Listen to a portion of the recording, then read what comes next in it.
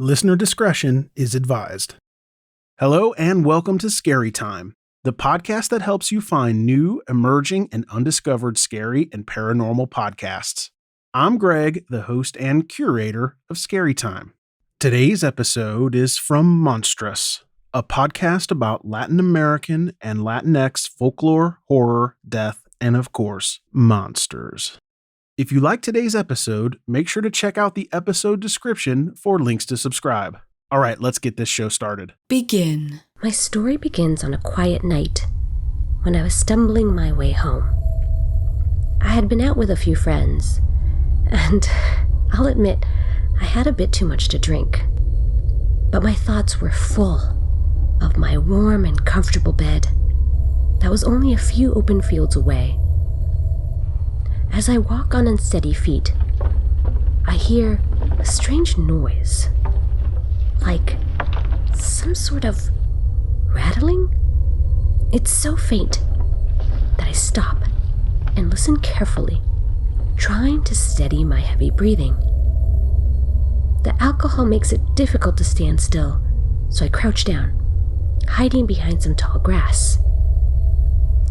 A steady thud sound starts to emerge from the darkness, and then I hear the most chilling noise, a whistle. Immediately, I know I have to run. As this looming figure approaches me, the thudding gets louder, the whistling gets fainter, and I try to force my feet to move. Just move, damn it! But shit! It's too late. And I am too drunk. And that is how I ended up here. My body drained, my bones removed from my flesh, stuffed inside a bag of bones, tied to a creature that roams los llanos looking for men like me. Drunk and alone.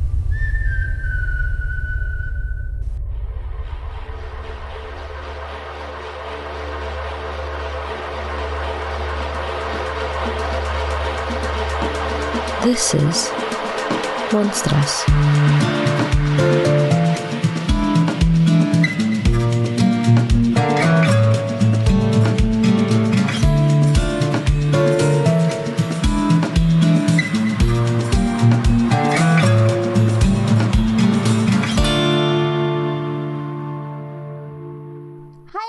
And welcome to another episode of Monstras, a podcast dedicated to Latin American and Latinx horror, folklore, history, and all things weird. Today, we will be talking about El Silbón. But before we get started, we should probably introduce ourselves. My name is Brenda Salguero. Whoa, I was not expecting that one. Hi. I did it on a whim. I was like, let's see if Orquídea catches this. Yeah. I was looking at the script and then I had to turn around and be like, what are you doing? What was that? So I'm Orquídea Morales. I don't have a fun way to pronounce my name. I never will. And that's okay. That's why we love you, It's all right. It's all right. I'm boring and that's all right. Yeah, that's all right. I will come up with the ridiculous intros. I realized I hadn't done one in a while, so I was like, it's been a while. I mean, last episode we forgot to introduce ourselves till we were 10 minutes in, I think. Yeah, so. It was pretty bad. We just forget about ourselves, okay? We just get excited. Yeah. About the monster. We're here for the people. We do it for the people. Exactly. For all the little people out there that love us. All the Duan, right? All the Duans out there. Duen. So, today we are so excited because I think this might be one of my fave monsters that we've covered, I think. I'm going to have to say, I'm going to start off, full steam ahead, because today we will be talking about El Silbón.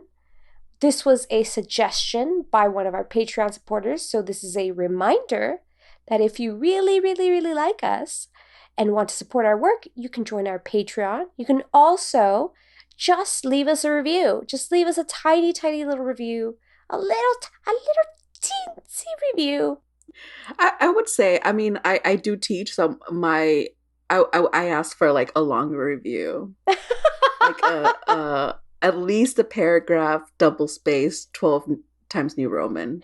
Thank you. What kind? MLA? What's your APA? I mean, MLA preferably, but if you do APA, I'll accept it. Or even Chicago. I'll accept Chicago. But wow. That's pushing it. Aren't you from Chicago? No, you're from Texas. You lived in Chicago though. No, I lived in Michigan. Girl, I lived in Michigan. That's right. Okay, listen. I don't know the Midwest. I don't know. I was like, is it Chicago? Is it Michigan? Is it the same place? I thought it was the same place. Yeah. Oh my God. See, this is what happens when you don't leave California. I'm really a lifelong Californian. I'm trying to leave though. I am trying to explore more. I'm trying to get out. I'm trying to see more of the country. I just don't want to encounter racists. Is that just, you know what I mean? Like, it's hard. Yeah. I can, okay. There's certain spots of Michigan you should not visit then. Okay, I'll take your advice. Chicago, probably less racist. Oh, well, or easier to avoid. Chicago, easier to avoid certain areas. Yeah. Gotcha. I mean, I feel like that's a lot of... Yeah, but then again, LA, I think about LA, and LA's so segregated due to redlining and all this other stuff. So I didn't really grow up with any white people. I really just grew up with like Latinos. Mm-hmm. But with LA, it's like Latinos are like, we're the majority, so you can't escape us. Yeah. You could go to Beverly Hills and see a bunch of white people, but we're going to be hidden somewhere. You're going to see us. I have no idea how we ended up here. This turned into like a travel podcast, where to go and where not to. That might be an interesting episode though, like traveling while brown. Traveling while brown. Well, I mean, yeah, that would be kind of interesting. It's almost like I was almost thinking about the Green Book, and if there's a new version of that, you know, but I don't know. I mean, I would rather just talk about monsters. That's fair. And avoiding them during my travels. Yeah. Yeah. I mean, the monsters that we talk about are a lot more fun than racists. So I guess we should go back to thanking the Patreon supporters and talking about the fun monsters. Yeah, bring it back. Bring it back, Orquídea. So if you want to support us, again, join our Patreon or leave reviews, follow us, listen to us, and feel free to share any ideas that you have of episodes you would like to see. And I'm really glad that because of those suggestions, we're getting a chance to explore regions that we haven't really explored too much in the podcast. So yes, we did Trinidad and Tobago with the Duen, and now we're going to do Colombia and Venezuela. So that's exciting. Yes. So get us started. I'm so excited to dive into this monster.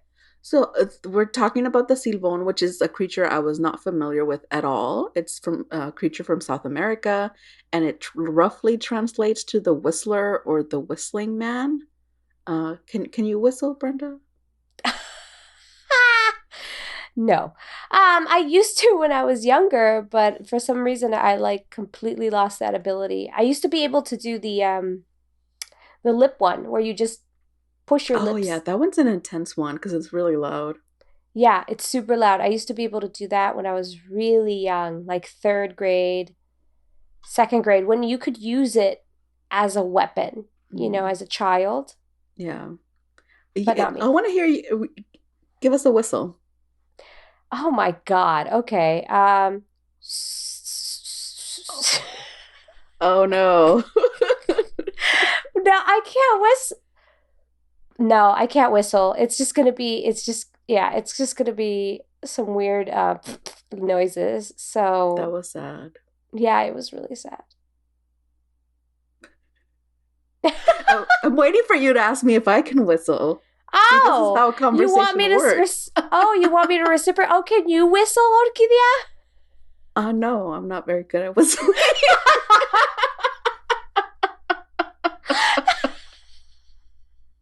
Well, then what was the point? I don't, common courtesy. Maybe. Well, okay. Okay, how about this? You whistle.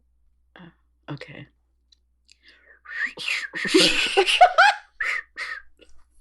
You know what? Better than me. Better than me, I will say. Yeah. If we needed to ask for help, whistling would not be our go-to.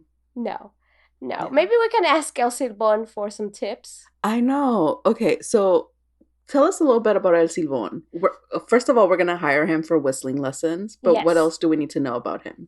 Besides the whistling lessons, so this is such a cool monster. So if you ever find, for some reason, you find yourself, I don't know, an alien picked you up, and all of a sudden you're wandering through the vast grasslands known as Los Llanos, and you hear a whistle. Get ready, because you're about to encounter this strange monster. So the way he looks, people say that he is extremely thin, with these long, skinny arms and legs, and he towers over you at about 3 meters, or for those of you who live in America and use this dumb measuring system, 9 feet in height. Thank you for translating. Yeah, he is large. And in charge. Large and in charge and whistling.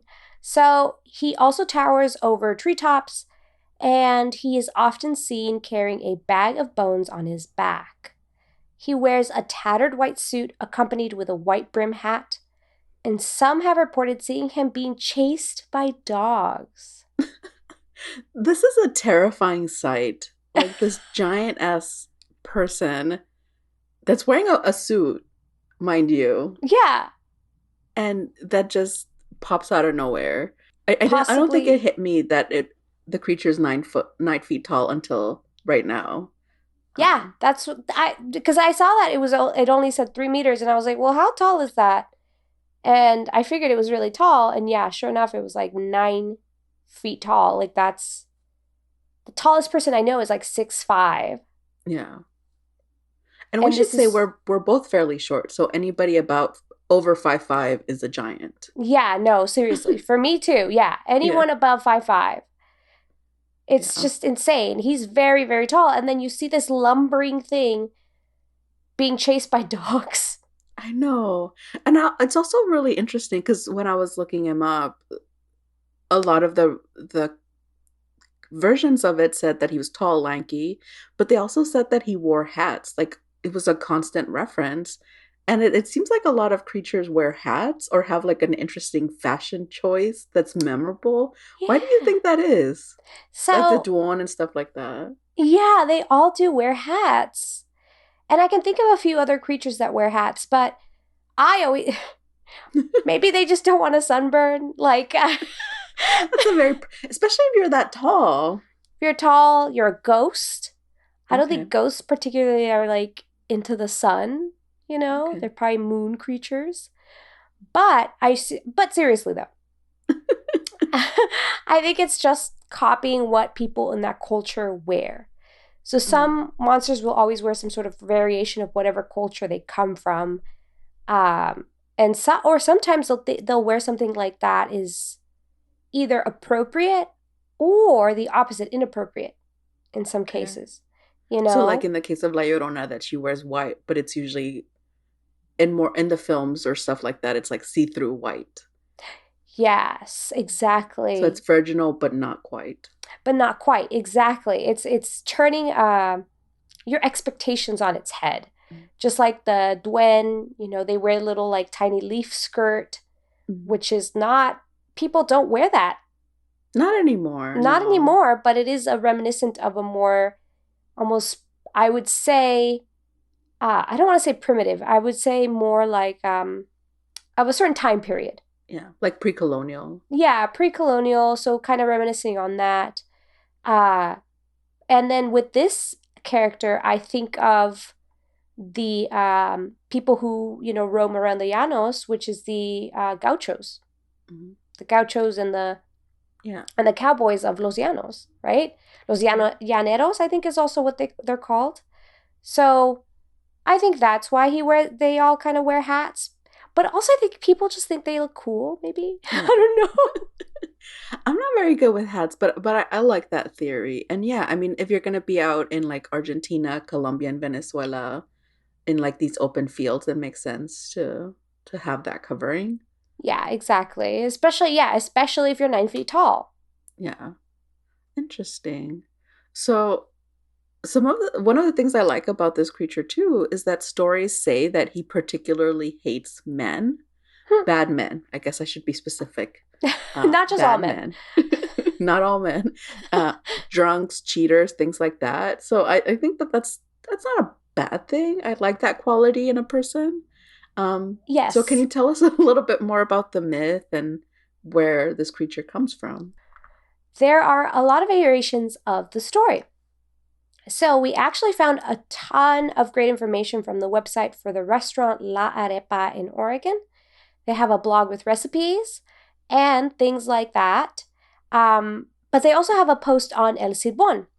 The website mentions 3 variations of the Venezuelan version of the legend. Yeah. That was a weird find because it was like this really great write-up on El Silbon. And then when I looked at the website, I was like, oh, this is for a restaurant. But it's really cool. And if anybody's in Oregon and they know La Arepa, let us know if it's good. But it was also interesting because, like a quick aside, there's constant debate whether this story originated in Colombia or Venezuela. So if listeners have an argument or have a side that they want to take, let us know in the comments. I'm interested to know more about that. Because there's always these debates, like with the chupacabra, is it Puerto Rican? Is it Mexican? Right? Like people want to claim monsters. So yeah, sometimes they want to claim it as their own. So let me dive into these 3 variations because they're so interesting. So get ready for story time, everyone. Get comfy. There was once a boy who committed patricide. His father was not a good man. Thinking his son's girlfriend was promiscuous, he forced himself on her, raping her and then killing her. When the boy found out what he had done, he gutted his father. That sounds fair. Yeah, I wouldn't blame him. Yeah. His grandfather soon found out, though, that the boy had killed his own father, and as punishment, he tied him up to a tree, completely covered his back in lashes, and then used boiling hot water mixed with chili pepper to clean up his open, still bleeding wounds. Dude. It's crazy. Mm-mm. You might be thinking, this is enough, right? But no, the grandfather was not done with his punishment. He then untied the boy and unleashed a hungry dog named Tuerco onto the boy. And even to this day, that boy is being punished, cursed by his grandfather to carry a bag with the bones of his father in it, all the while being chased by a dog for all eternity. This is like some toxic masculinity shit. Like this guy Seriously defended his girlfriend and said, please don't rape her or kill her. And he gets punished for that? I guess I'm not saying people should kill people. I'm just saying I understand the situation.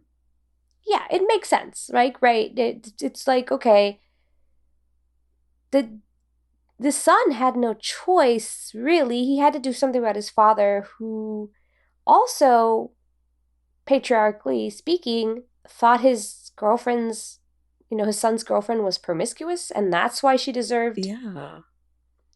So, but again, the story changes depending on the audience and who the storyteller is, right? Yeah. So the second version of the legend says that the whistling man was actually a capricious, misbehaved, boy who was spoiled. He got everything he ever wanted. So one day, he really, really wanted to eat specifically like deer entrails. As you do. Entrails or so. As you do. Sometimes you get cravings and you're like, I would love to eat deer guts. Yeah. Like, that would be great. So his father, was like, okay, I'll try to fulfill that. But he ended up coming back from his hunt empty-handed. So the boy got so mad. The son got so mad that he killed and gutted his father and brought the entrails of his father to his mother to be cooked, trying to pass it off as like, oh, hey, my dad did bring deer. Yeah. Haha. But, of course, she found out. She was like, these aren't guts that belong to a deer. And so she then told the boy's grandfather. And the grandfather, of course, once again, tied him to a tree. And the rest of the story remains the same as the previous version. I still think that's a really painful punishment, but in this version, I get it. Like, there has to be some sort of punishment for almost making your family eat your dad. Yeah. I mean, yeah, when you put it that way, yes. I mean, that's what happened. Yeah, like it's pretty, yeah, you're just like, you almost forced your entire family into cannibalism. Yeah. For no real reason. It's like somebody, a teen being like, my family didn't buy me the new PlayStation 5. I'm going to kill one of them and make the other one eat it, not knowing. What? Yeah, and maybe it's not even like the dad didn't have money for it. There were no more PlayStation 5s. Right. Just like there was no more deer. Yeah. That's insane. Yeah. So there is a third version of the Whistling Man, or el Silbón. In Venezuela, there is a saying, a twisted tree never straightens, which means that a bad person never changes and in the end will always be the same. Yeah. I've heard that saying. Have you heard it before? No, I've never heard it. It's a good one. So in Spanish, it's árbol que nace torcido jamás su tronco enderezará. So yeah, like once you're born crooked, you're forever messed up. Wow. Which is really sad because people can change and grow. It's called therapy. But I guess we Latinos don't really believe in that. Yeah, we don't. I was going to say, I was like, especially men. No, they're not going to go to therapy. So I guess this applies to them. Yeah. This third version of the story. So let me start with the third. Just like the first story, this version actually starts with a temperamental young boy who got everything he asked for. One day, he accompanied his father on a hunting trip to the plains, or el llano. At one point on their walk, the boy trips over a twisted-up tree. The boy asks his father if he can straighten it out, and I think it's because he's trying to pass. Like, there was an area where he's trying to pass, okay. and this tree's kind of blocking it. And so the father says, no, a twisted tree never straightens. You know that. The boy replies, if you always knew it, why did you let me grow the way I am, like a twisted tree? Now, I will never be able to change the way I am, and it's your fault. Yikes. Then the boy lunges at his father and kills him. He then opens up his father, removes his organs, and he travels with this viscera and, just like in the previous story, asks his mother to cook it for him. Of course, again, just like in the previous version, the mother looks at these entrails and realizes, wait a second, these are not from an animal, and she suspects they might be human. So, of course, she informs her father-in-law. How would you know that they're human? I guess you see so many animal entrails, you just know this is not I think animal. You just know. Yeah, you just know, like, wait, this isn't right. And maybe she didn't know it was human, but maybe she knew it was, like, not the animal that he said. Okay. And so I would be suspicious at that point, especially if if I know my fucking kid is like a twisted little boy. He's a twisted tree.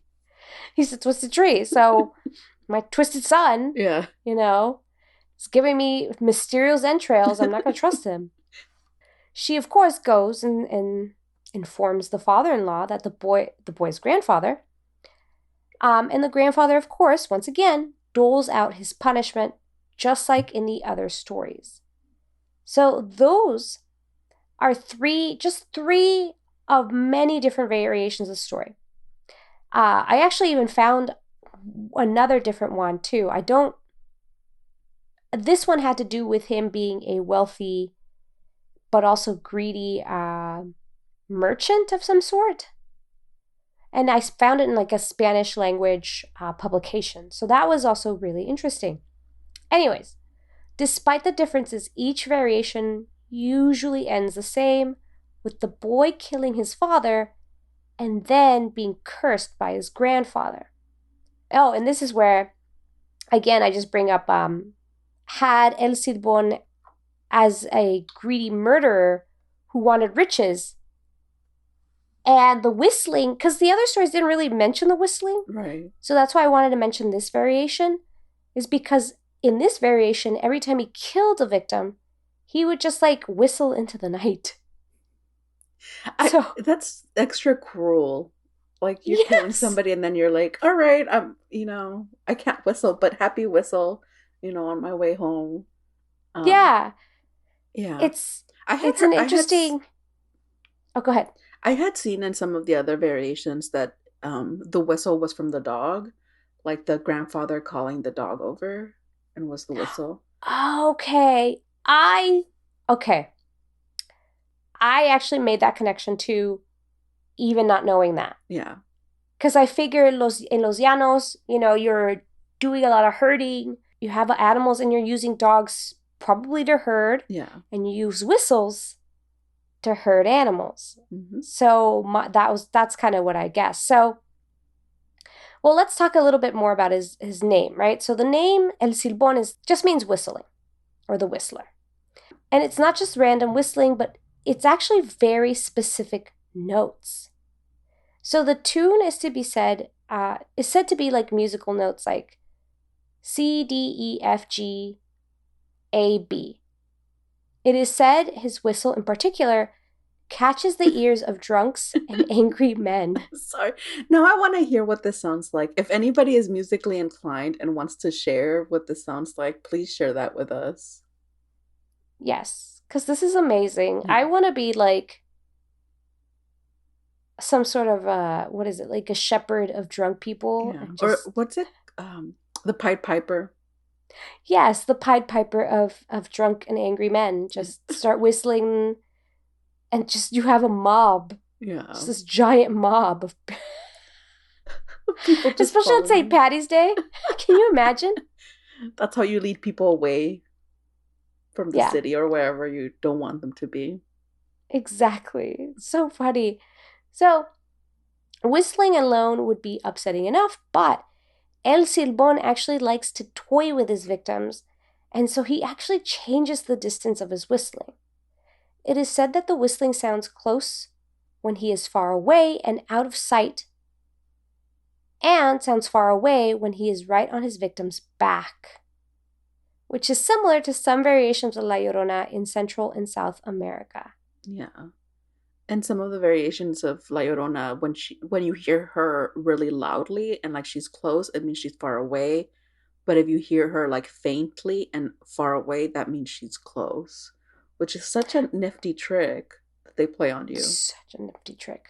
Yeah. It's so creepy too. Like that's the thing that fascinated me about this particular monster is again that fake out, right? That a lot of other monsters have.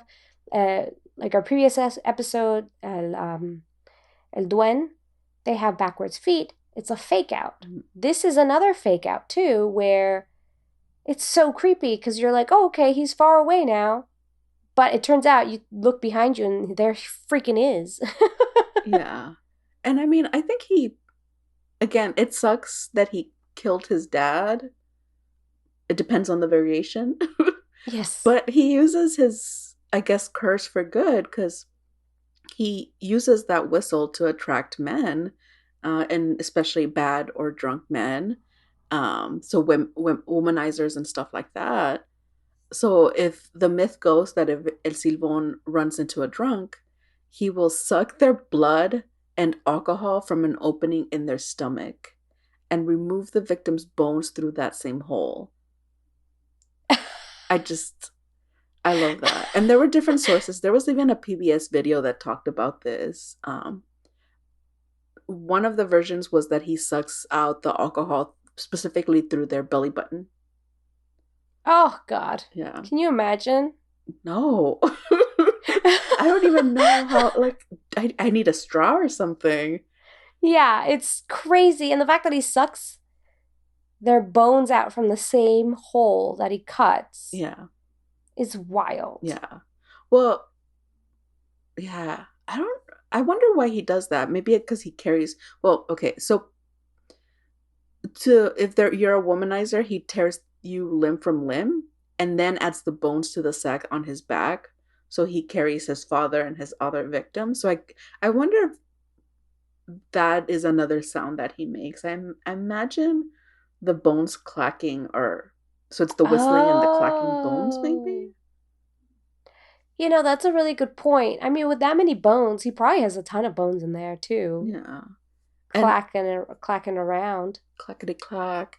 Yeah. And that's the worst part. If you're sympathetic towards the victim, none of the victims really rest in peace because they become part of El Silbón, right? They're constantly with him, so their soul doesn't rest. What do you think of that? I mean, I think it's cool. I think it's really cool. This is a monster. Again, I really like this monster just because I like the tricky trick, of the whistling. I do like that he really does not like drunks or angry men and kind of seeks them out purposely to punish them and then kills them in this awful way, which I'm kind of like, okay. And then the trick with the blood, it sounds like he's trying to get a little drunk himself, a little drunk. I'm thinking of that episode of What We Do in the Shadows from the first season, where they're like, we drank humans and the humans were on drugs, so now we are high. Yes, I remember. That's what I was thinking when I read that too. Yeah. I was like, oh, this is his way of getting wasted. He's just a drunkard. He's just a drunk. He's not actually like against drunks. He just wants to use them. So that totally makes sense. That tracks. Yeah.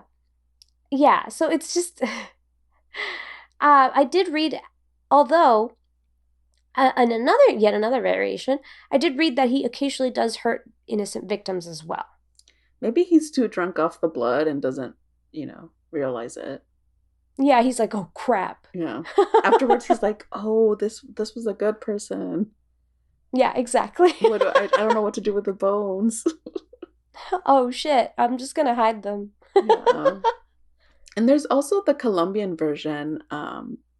We found one on Villain's Fandom, and it's not too different from the Venezuelan ones that we've been talking about.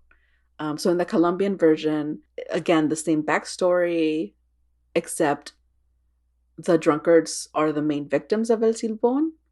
And this is like a way of deterring people from craving alcohol. So you don't need AA when you have El Silbón. Yeah, I'd be like, yeah, I'm gonna not drink anymore. Thanks a lot, Silbon.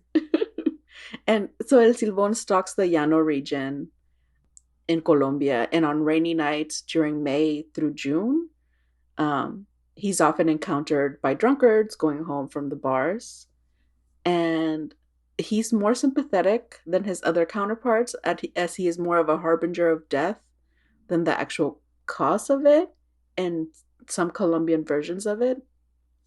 So he attacks them, but he doesn't always kill them, and he definitely doesn't attack anybody that's not out drunken. Maybe I'm a little drunken. Yeah, not anyone who's actively hammered. Yeah, not anyone that's being an active asshole.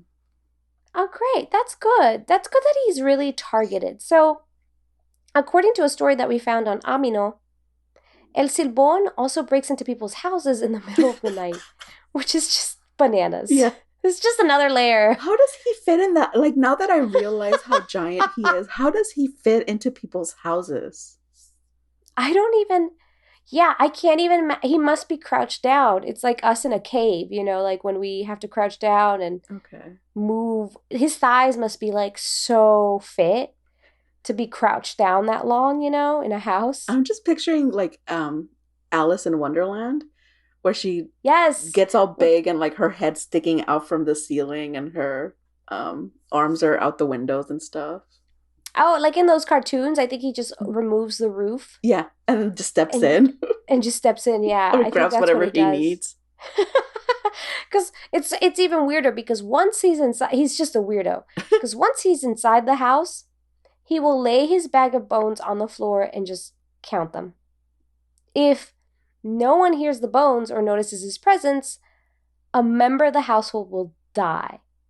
Interestingly enough, though, if the family is awakened by the noise, the household will actually experience good luck. This makes no sense whatsoever. I would imagine it'd be the opposite. If you don't hear him, you have good luck. If you hear him, you have bad luck. Like, that's what I would imagine. Yeah, but it's that trope where you're turning it, I guess, on its head. He's like a really twisted Santa Claus. He brings bones into your house. He's not going to give them to you. He's just going to count them. It's like he's counting his money. Yeah, he's counting all his victims. He's like, yeah, I killed Pablo last weekend. And then I killed, This one was Vanessa. That one was a mistake. I'm sorry, Vanessa. Yeah, sorry, Vanessa. I'm going to just leave your bones here in this house. Yeah. They'll take care of it. You live here now. I'm fascinated by that part of the story. And I wonder how common that variation is. Like, is that common or do people hear that a lot or not? I wonder. And there are ways to scare him if you don't want him breaking into your house to count his bones. You can scare him away. There's 3 major ways to do that. The first one is show him some chili peppers. so cruel. So show him some chiles. He's out the door. He's like, no, thank you. I have enough on my back. Yeah. If you pull out a dog, especially if the dogs are barking, it makes total sense. And if you have a whip. Oh, okay. Yeah. So if you trigger any of his traumas, then he's out the door. Just like me. Trigger any of my traumas, I'm just out the door already. Exactly. So if you're traveling the llanos of Venezuela, Colombia, Argentina, just make sure to pack some chiles, a whip, and find a dog. Yeah, find a dog. Find a really good dog that barks a lot. Yeah. Maybe feed some of the chile to the dog so he barks even more or something. I don't know. No, every time he barks, he throws chilies out. So just like in The Simpsons with the barking dogs that shoot bees out of their mouths. What? Yeah, Mr. Burns has them. Like it is property. It's just it's ridiculous. It's ridiculous. But anyways, go ahead. No, I'm just like now I'm picturing this tiny chihuahua barking and giant jalapenos flying out of its mouth. And then I'll strap the whip to the dog's tail. Yeah. See, perfect. And so every time perfect. Like it's the dog is a perfect killing Silbon machine. Yeah. Well, I don't know if this kills him. It just scares him away, which is good enough. Oh, yeah. I mean, a deterrent. Yeah. He's a perfect Silbon deterrent. Yeah. We can't tell the drunkards this, though. Yeah. This information has to... They won't remember. They won't remember. They'll be don't like, tell what was bad I supposed men. To bring chocolates? I don't remember. So, folks, keep this information to yourselves. Don't let angry men know about it, okay? Exactly. And we'll talk a little bit more about what we think the legend means. But before that, it might be helpful to talk about Venezuela and Colombia, the relationship to the legend. Yes. In talking about this legend, I really wanted to mention this quote that I heard in the PBS video that came from director Juan Fernandez Gebauer, I think his last name is. Mm-hmm. So he said, each era vomits the monsters it needs. Like we said, this legend is very popular in Venezuela and Colombia. So one of our sources stated that the legend of El Silbón was born in the middle of the 19th century in the plains of Guanarito. a county of La Portuguesa state in Venezuela. There, the legend migrated to the plains of Cojedes and Barinas, and today it is even found in certain areas of the Colombian plain. Yeah. And again, we're not taking sides on the debate of where the legend started. This is just one of the sources. This is where they say the legend comes from. I don't want to So start don't come any from us, sort of for dramas. us. Yeah. So I'll talk briefly about Venezuela. El Silbón supposedly comes from a small town called Juanarito, while others say he was born in another town called El Bijao, both of which are located in Portuguesa, which is in the Llanero region of Venezuela. And that region is made up of 5 states. They're Barinas, Portuguesa, Cojedes, Apure, and Guarico. And it's as you imagine, llanos, they're flat. But there's also sand, rivers, and hills. It sounds like really beautiful. And I looked up, I went to like the tourist websites and stuff to learn more about the region. And it looks really beautiful. One of the sources that we found stated that there are cultural, political, and historical differences between the Llano and other regions in Venezuela, which makes sense. The natural geography influences what kind of jobs and industries grow in that region. Pun intended. Which then, of course, shapes the myths and everyday life. In the dry season, the plains of the Los Llanos are completely dry and dusty.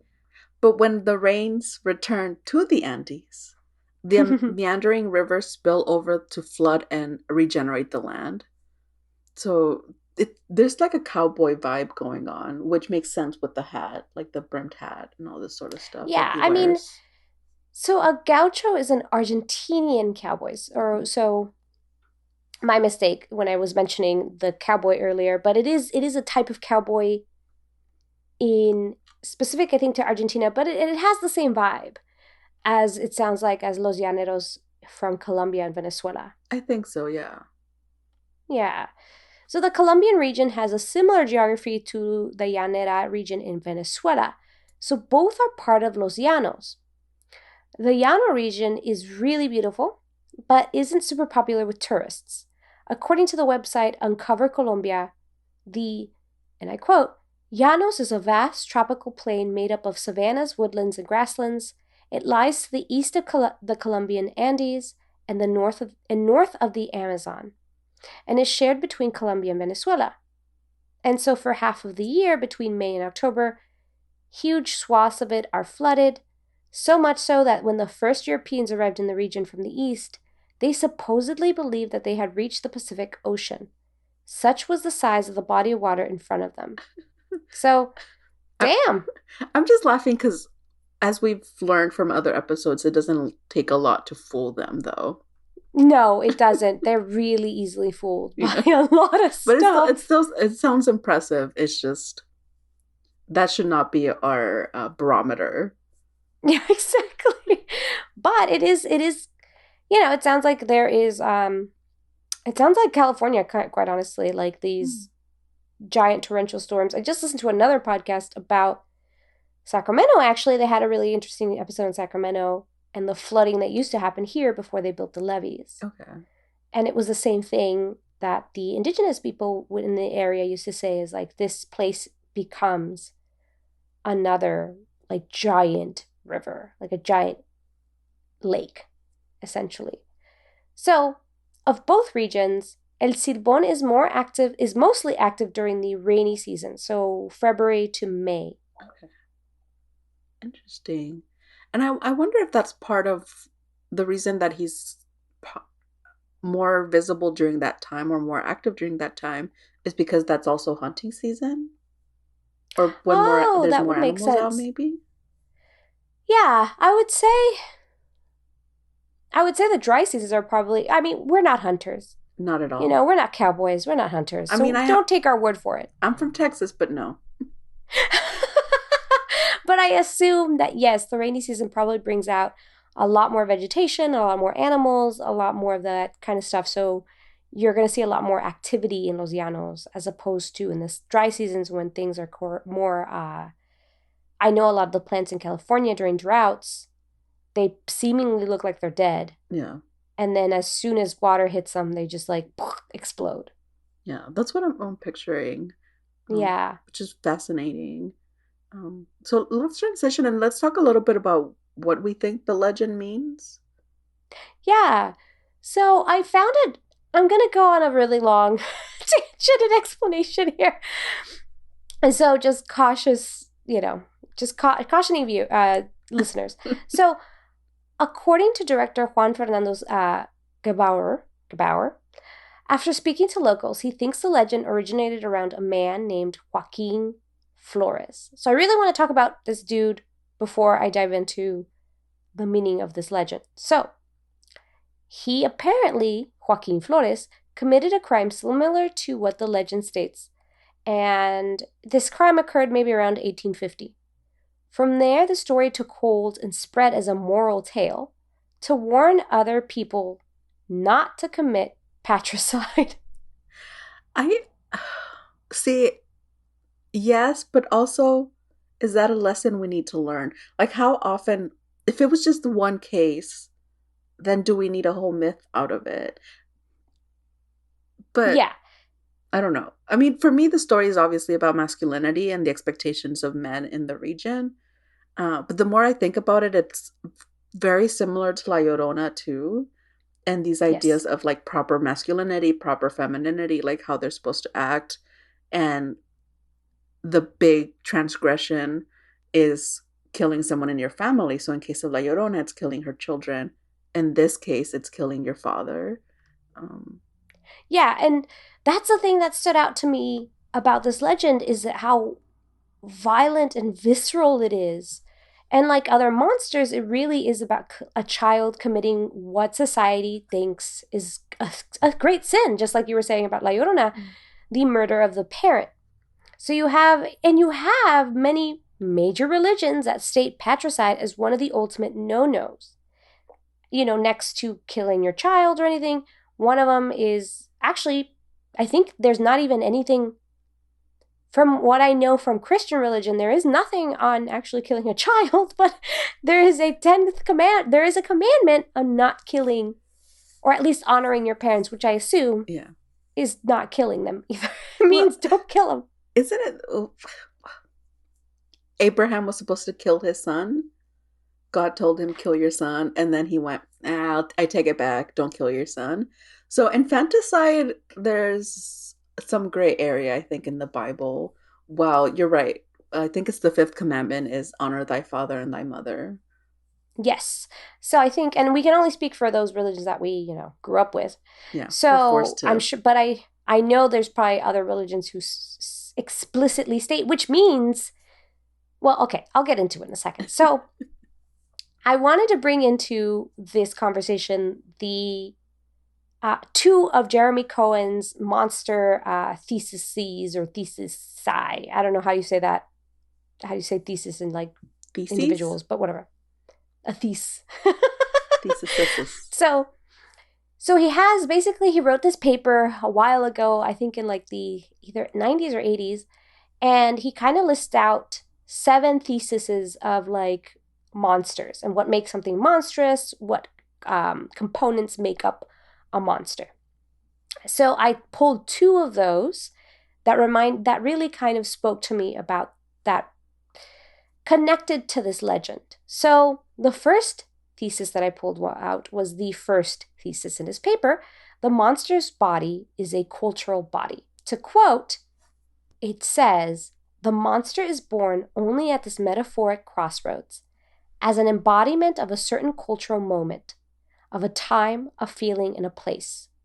The monster's body quite literally incorporates fear, desire, anxiety, and fantasy, giving them life and an uncanny independence.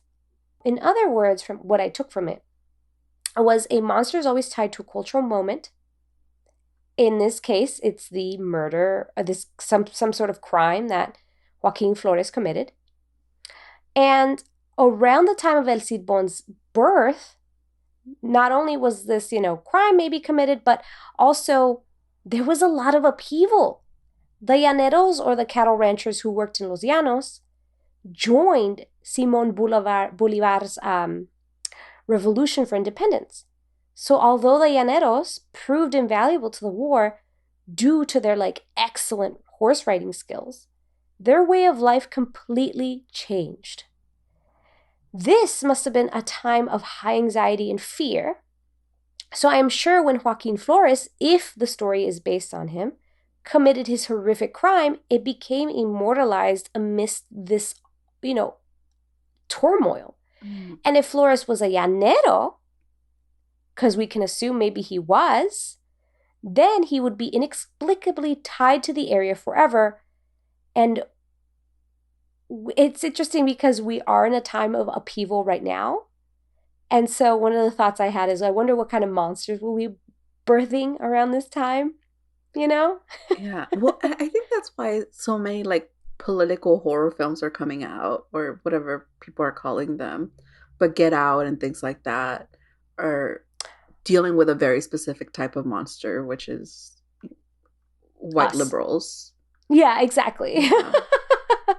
Liberals, conservatives, whatever, I think that's actually a really good point. I love that that theory. In class today, we were just talking about how you can't understand horror films without the historical social context. So we were talking about Texas Chainsaw Massacre being a reflection of the Vietnam War and the economic struggles in the U.S. by certain communities. So that totally makes sense. Right. And the fact that I think if we think that El Silbon was a llanero, which I am going to assume more than likely Flores was, it ties it to a place, it ties it to a time, it ties it to all this stuff, and it ties him to this community. Well, and it's also, we know times of war are times where masculinity really gets solidified. You have to be a man, stand up for your country, stand up for your people, and follow orders. Yes. Right? And in all the versions of these stories, we see a weak son, that he doesn't follow orders, or he wants to be pampered, except for that first version, right? In that first version, he's defending someone, but in a time of war, you have to follow the patriarch, or you have to follow the leader, regardless of what they do, right? So there's this idea that you have to blindly follow. That's a really good point. You have to kind of blindly follow society and the norms we've written for you, essentially, right? And they're patriarchal norms. So you have to follow them. That actually kind of brings me into my next point, which is the second thesis that I pulled, which turns out to be I think it's the second thesis too, anyways. I think I went in order. And so this one is called "The Monster Stands at the Threshold of Becoming." So to quote, it says, "Monsters are our children. They can be pushed to the farthest margins of geography and discourse, hidden away at the edges of the world and in the forbidden recesses of our mind. But they always return. They ask us to reevaluate our cultural assumptions about race, gender, sexuality, our perception of difference, our tolerance towards its expression. They ask us why we have created them." So basically, just like all monster stories, they're all about what we as humans are capable of and what we hide inside of us, that darkness. So I'm sure many of us have been at that edge where we ask ourselves, could I kill blank? I feel like you have a list, Brenda. This isn't a theoretical or a rhetorical question for you. I have a list. I have a low-key list. Yeah. If the chance arises, it arises. But, you do ask yourself, and you asked earlier, why make that rule? Why do religions make that rule? If someone hadn't already committed it. Yeah. If someone wasn't like, oh yeah, I killed my dad, it's like, oh shit. Okay, well, maybe we shouldn't kill our fathers. Yeah. It definitely, it's interesting to think of the hierarchy of murder. There's certain people you shouldn't kill, but others that are more allowed or forgiven or erased. Well, think about it. It's also tied to masculinity because if you're fighting for your country and you're fighting the enemy, supposedly, even though they look like you probably, and they just happen to be on the other side of something else, you are excused of murder. Yeah. Murder is an excusable thing. You can kill as many people as you want. It's fine. It's actually almost like a manly trait. Yeah. It's a necessity at that point. Exactly. So I think this monster kind of, when you're thinking about, okay, these taboos, could I murder my mother, my father, or my children? Could I commit such a heinous act? If these thoughts, again, didn't exist, even for a split second, why do we have these stories? Why do we have these cautionary tales? If it's not to warn us not to do it, So, which means that people have done it a lot. And I don't know. It's just interesting how some acts and some crimes are monstrous and seen as monstrous, but at the same time, they're not. And if you think about the different variations of the story, the first variation of the story where he kills justifiably so, he's still punished, though. Yeah, right? Because the father assumed that she was promiscuous, so maybe she was, right? Yeah. Yeah. And maybe because of that, it's like, oh, well, you shouldn't have killed your father because he was totally justified in his murder. Right. And his, murderous act. So, I mean, it's just interesting. And I really encourage people to read these theses or whatever, theses, or to read his paper, because it is fascinating. And it's a cool lens and a cool way to examine monsters. Yeah. So anyways, honestly, I went on a bit of a tangent, like I said. I warned people.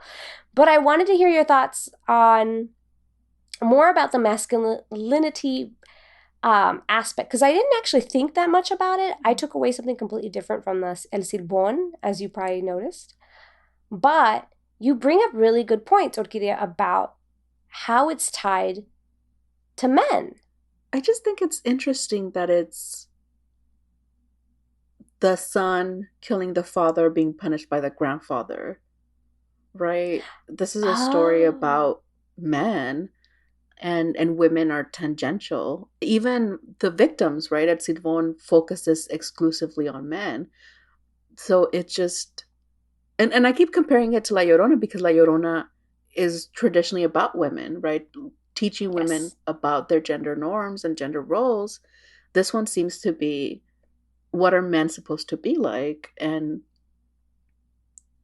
fitting those roles. And I think in the most common variations, not the one where he is protecting or avenging his girlfriend, and the other ones, he's a very needy, very emotional man, very a young boy or teen, whatever you want to call him, right? Very impulsive. So he has characteristics that are not very masculine. And the fact that he's a,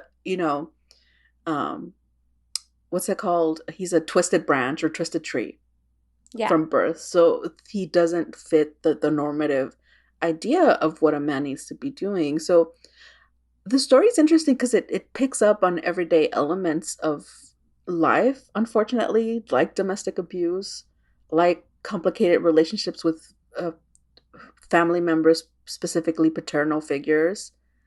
Yeah. So it's a reflection of that. And at the same time, it's about how are we raising our children?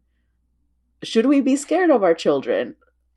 What are we doing, right? We can't have soft men. We can't have boys that will fly off and kill you if you don't feed them deer meat, right? Yeah. So I thought that was really fascinating. It's almost like the father brought his own demise in that, because he raised a son. Like in that variation, he straight up asks his father, like, okay, so I'm twisted because of you, essentially. Mm-hmm. Like, why did you raise me this way? And now I shall kill you. Yeah. And I think it's also like it's also a reflection of the nature-nurture debate. Was he born as a crooked tree, or was he created as a crooked tree? If he was born as a crooked tree, then we as parents don't have a role in that. We just have to be wary of this child, as opposed to, if there's some control, then this was our fault. It's just, I don't know if there's a lot of stories about fatherhood or myths about fatherhood and fears of being a good father and teaching your son to be a good man, which this one seems to be. Yeah, and you were saying, I didn't even think about that. I was like, oh my God, it is all male. Mm-hmm. It's all male. It's like grandfather, father, son. Like, and the mother's just kind of there, but she doesn't really, like, we don't know her perspective. We don't understand, like, what she went through. We don't understand what, it's like to be a woman with a murderous son who murdered your own husband. Like, what is that like? Well, that's not the story. The story is about the specific 3 generations of men. Yeah. That is really fascinating. And I wondered, so I read another version because I had a question about the whistling, but I think we solved that. I do think it's because they're agricultural and, they whistle a lot with dogs especially. Yeah. Dogs and whistling kind of go hand in hand. But I think also, why does he go after drunkards? Why does he go after these men? And one of the things that I read was that in one of the variations, the father was a drunk. That makes sense. And so he's really going after the man that he hates. Yeah. So he's going after father figures or people he sees as his father. Yeah. Just like an actual serial killer. Sometimes they latch onto a very particular type of victim profile. Mm-hmm. And El Silbon has a very particular victim profile that he feels like he should be punishing. Yeah. And just like serial killers, those victims might go unnoticed because people might feel they deserve it, right? A lot of serial killers attacked people of color, especially women of color, women that did sex work. So, yeah. The kind of the outer reaches of society, or what society doesn't like, essentially. But the other thing, too, to think about in this legend, and I know we're going long, but it's like, there's so many layers, is that he carries his father's bones on his back. Yeah. Like, he's carrying the weight of the previous generation. Yeah, and the trauma. Because that's another, I know, now we're just going on tangents, but that's the other thing, right? It's not his mom's father that punishes him. It's his father's father. Yes. So that's also super important, right? It's very patriarchal. You follow the line of the man in the house all the way down. Yes. All the way down. It's just really fascinating, right? Really fascinating. So, I did want to go into popular culture. Yeah. Before we wrap it up. So tell me, because this is kind of cool. It is. I know there's also a movie inspired by El Silbon, at least one major big one. But obviously the legend is really popular, and there's a music festival called Festival Internacional de Música Llanera El Silbón. So International Festival of Music Llanera El Silbón. And there's a bunch of YouTube videos where you can watch the festival. It sounds exciting. I wonder if people dress up like him on stilts. I was looking at videos and I don't remember if I saw people dressed up as him. There was a lot of dancing, though. Lots of dancing. Nice. And drinking. Which, again, oh my God, Orquídea. It's a Silbón. So it's a summoning festival. It's a summoning. It's a summoning festival. Oh my God. Do they know that? Did they do this on purpose? I'm sure they know. Yeah. They know what they're all wearing like chili pepper necklaces. Oh, see, and they probably made like this is probably not in the videos, but they probably made a fence made out of dogs with whips for tails, Exactly. Yeah, that's what I would do. Yeah. No, they're inviting him to the party, but they say, come party with us. Don't kill us, though. Don't kill us. Don't kill us. Yeah. We got these dogs Yeah. with whip tails. Don't suck alcohol from our belly button. We have some alcohol please for you don't. right here. Like some sort of like frosty or some sort of like a slushy or like just a slush, like a little slushy Yeah. of a human. Oh my God. Or like a Capri Sun. You're a Capri Sun. I can't ever get this right. He's just, oh my God. Okay. So there is another statue. Or let me redo that.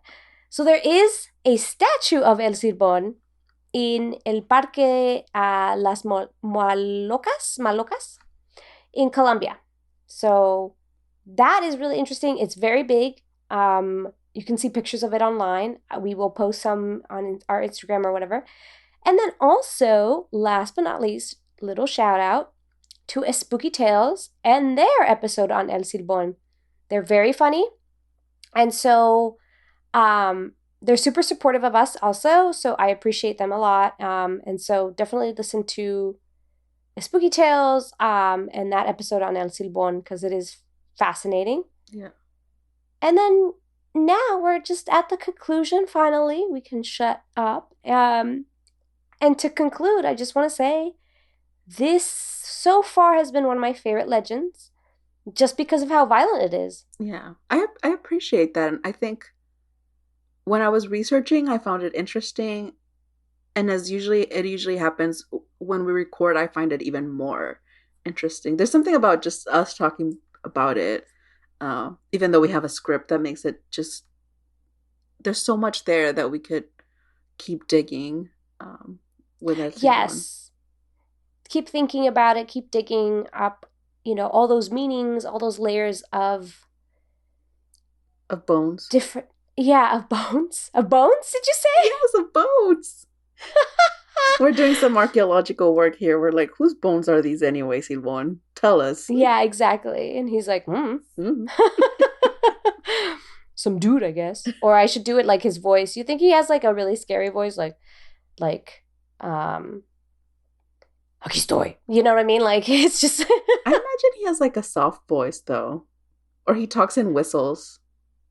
Oh, maybe.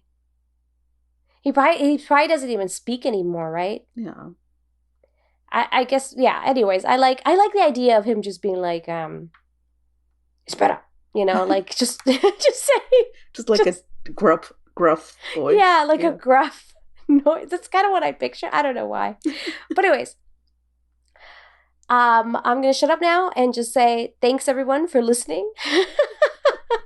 If you love what we do, please consider joining our Patreon to listen to exclusive episodes and any future news or merch that we might have.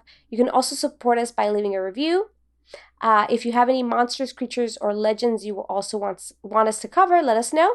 You can connect with us on social media at Twitter, Instagram, or on our website at monstraspodcast.com. Thanks to all the Patreon supporters. We have a new one, Sochli. I hope I got your name right. Thank you so much for supporting us, and everyone keep listening. It's always fun to be listened to. It's always fun to have these conversations or to continue conversations on like our social media platforms or anything. Let us know what you think about El Silbon and like this creepy legend. I almost want to commission someone to draw him sucking out someone's bones out of their belly button like a Capri Sun. If someone is good with art, let us know your version of El Silbon, particularly drinking somebody like a Capri Sun. That's what we want. We want you to do that for us, please. If you enjoyed this episode. Bring some joy into our sad lives by showing a human being consumed like a Capri Sun by a 9-foot-tall creature. Yeah, exactly. I would love to see it. I would love to see it. Thank you. So anyways, that's it for now. Stay safe, everyone. Don't get cracked open by a Silbon. I wish we could do the of like a beer or something. Yeah, I don't have any drink. I don't have a drink, so that would be. Imagine. But I have the perfect meme. I have the perfect meme. I'm gonna put on our Instagram. You watch. I'm so excited. Okay. Yes. Thank you all for listening. We'll stop there. Yes. Bye. Bye. Thanks again for listening to Scary Time by Indie Drop-In Network. If you would like to nominate a scary or paranormal podcast to be featured, just send me a tweet at Indie Drop-In. I'd also love to hear if one of our featured podcasts is now your favorite show. Indie Drop-In survives off ad revenue and listener donations. If you would like to contribute, please consider buying me a coffee. You can go to buymeacoffee.com/Indie Drop-In. If you look at the very bottom of the episode description, you will see a link to make it easy. Indie Drop-In also has many other shows you might like. Just go to indiedropin.com. See you next week.